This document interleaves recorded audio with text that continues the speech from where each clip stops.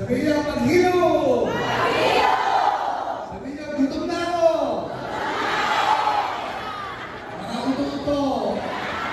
Nagtipon ng mahigit 200 na ulilang pamilya ng mga biktima ng extrajudicial killings o EJK ng nakaraang Duterte administration noong December 7 sa St. Scholastica's College, Manila sa isinagawang Christmas party ng EJ Kalinga Foundation sa ilalim ng program Paghilo.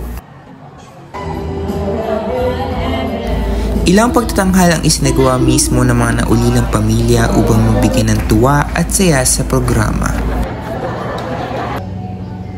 Nagdala naman ng luha ang pagtatanghal na ibinigay ng Teatro ng Kabataan na binubuo ng mga kabataang naulila upang gunitain ang alaala at pagkawala ng kanilang mga mahal sa buhay.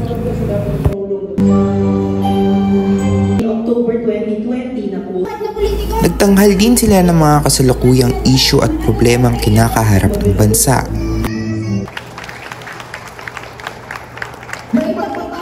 Isa si Nanay Jocelyn na namatayan ng anak ang nakahanap ng pamilya at kalinga sa tulong ng program Paghilom.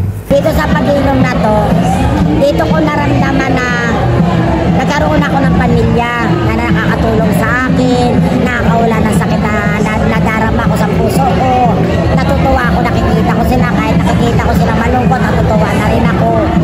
Tapos napapasalamat na rin ako na dito ko talaga ako na dito sa programa Paghilom, dito ako nakakuha na parang Magtanggap? Parang tinanggap ako ng Paghilom, tinanggap ko rin ang Paghilom sa buhay ko kasi siya ang nakatulong sa akin.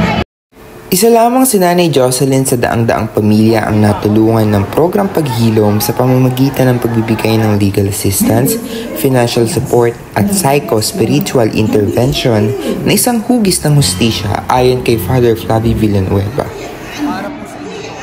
Ito po ay para sa lahat ng biniktima ng Administrasyon Duterte. Para po sa inyo to.